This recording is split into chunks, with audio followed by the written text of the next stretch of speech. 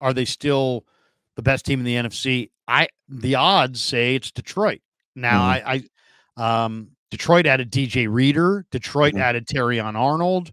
Detroit added Sione Vaki and a couple other young guys in their secondary. Detroit's going through their weaknesses and trying to make them strengths, where the Niners look like they feel like they've got the team and they just don't want to fall behind. And they made a lot of lateral moves. But I'll say this: they went for some younger guys in free agency that are a bit of a projection. I don't know what Yadam's going to give them. I don't know what Jordan Elliott's going to give them, or Collins. Gross Matos. I would have been a little bit more enthusiastic about their offseason if they had added one more defensive end to make sure that Floyd could be there fresh on third downs. Now the way it's set up is somebody like Drake or somebody who hasn't played well is going to have to play well so that they can play Floyd in a pass rushing situation. And that concerns me. I could see him getting overplayed and not being as effective because he's overplayed. And I thought every team in the division, by the way, every team in the division had a monster draft. The Rams had a monster draft. They got Blake Corum. Arizona had a monster draft. Yes, they did. And Seattle, I thought, did some really good things. So the division's getting better. Detroit's getting better. Green Bay is getting better. I would say the Niners are right now neck and neck with Detroit. I think Detroit and the Niners are neck and neck. And I think the Niners obviously were a little bit better at the end of the year. So I got another team that's gaining on them. Who do you got? You didn't mention. I think a lot of Niner fans. No, they look good too. But another team, and this is a team that, yes, Cooper DeJean. I know they collapsed last year, but hold on, let's look at them again. They got rid of both coordinators. They brought in Vic Fangio, Kellen Moore, Saquon Barkley, Bryce Huff, Devin White, Chauncey Gardner-Johnson, Devin White, Quinion Mitchell, Cooper DeJean. Like, they're way better than last year. Yeah, and they were very good for 2 months last year until they fell apart. So interesting team. Interesting, but they do lose Kelsey, and their O-line is getting old. But no, I totally agree with you. I mean, could it get any better? You're struggling in the secondary, and you get Quinion Mitchell. You don't have to trade up. He's far and away the best corner in the draft. Then you get Cooper DeJean, who's one of the biggest big play guys in the draft. You immediately are better. Then they got like Jeremiah Trotter's kid in day 2, and he was one of the best linebackers in the entire draft. And they got other guys as well. So, yeah, and I love what they did getting Chauncey Gardner-Johnson back. And then Devin White. I'm a Devin White fan. Now, a lot of people don't like Devin White, but I think Devin White helps him as a delayed blitzer and nothing else. So, yeah, I mean, Philly's right there, if not better. That's what I'm saying. I think what's kind of scary about what the Niners did this offseason, people say I'm negative. I acknowledge that they're one of the best teams in the league, but if you're just going to stand pat, you better hope someone like Detroit and Philly don't make major strides. And I think both of them made major strides. And I wonder if the Niners are a half step behind both of them now. Like, I'm not a big fan of Jared Goff or Jalen Hurts. The Niners clearly have the best quarterback of those three. And that's great. But, man, they could have used someone more impactful than Leonard Floyd.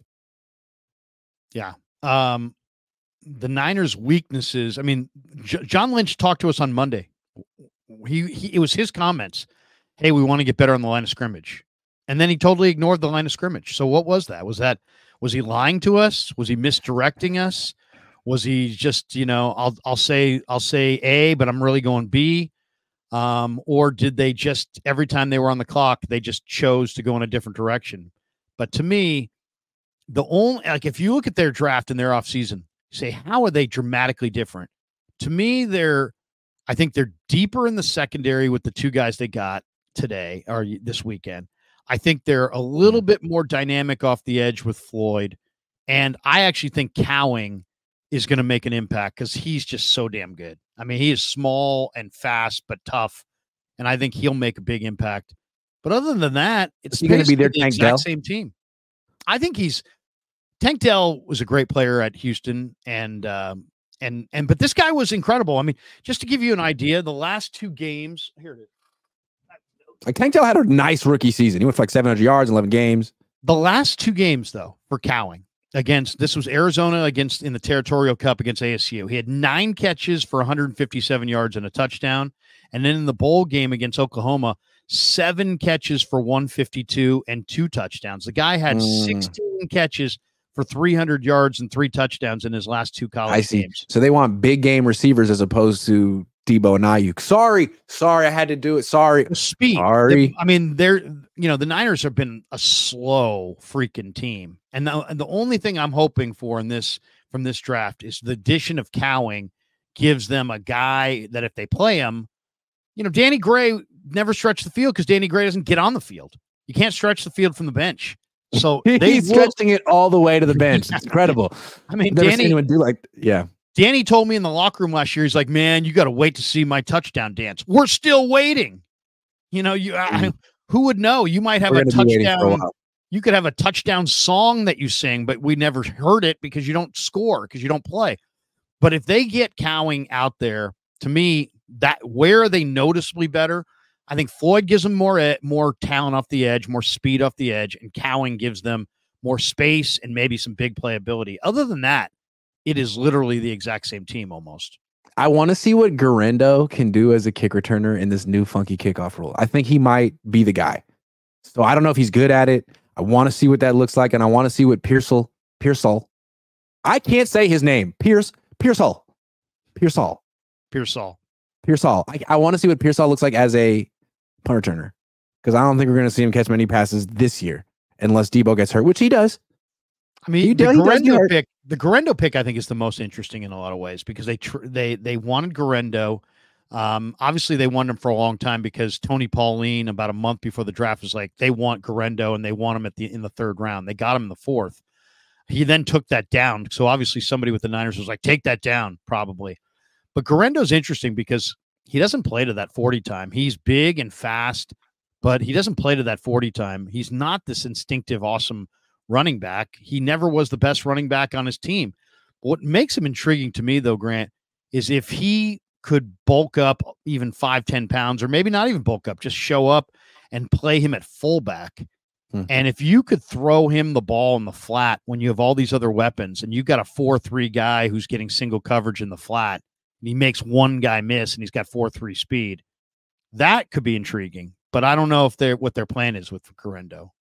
I feel like every year there's a player that Kyle Shanahan personally drafts who makes absolutely no sense and doesn't make the team. And they figured out pretty quickly. I think last year was Latu. I'm worried it's this guy, that they're going to get him into camp and be like, ooh, yeah, he's not an NFL player at all.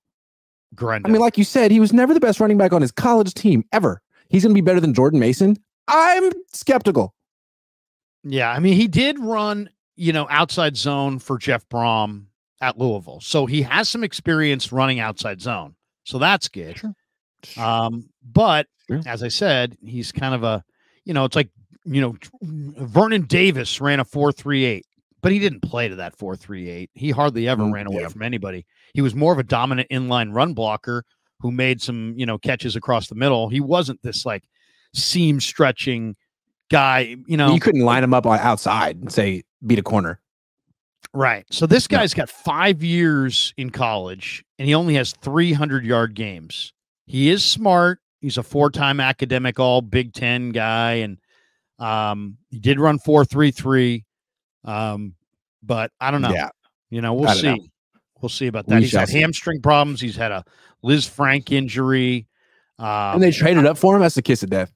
Yeah. I mean, the amazing thing is, I wonder if they had a scout at that bowl game against SC, because that was his greatest game. The guy had 161 yards and 3 touchdowns against the Trojans in the whatever bowl he was in. The whatever bowl? Yeah, the whatever bowl. Yeah. But I mean, that's my favorite bowl.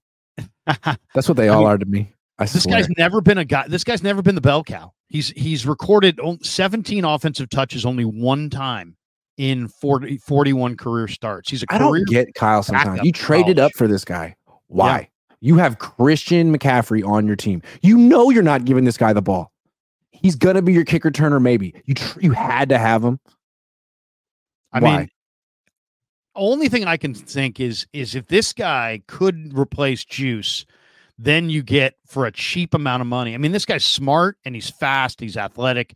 He's only had 2 career fumbles. So in that way, he's kind of like Elijah Mitchell, right? He doesn't fumble it ever.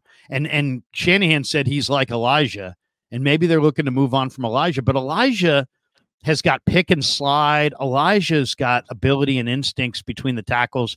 This guy doesn't have. This guy's like a trap runner where you just hand him the ball, you say run between the guard and the tackle, and he just takes it up in there. And if he gets past the first level, he could be gone.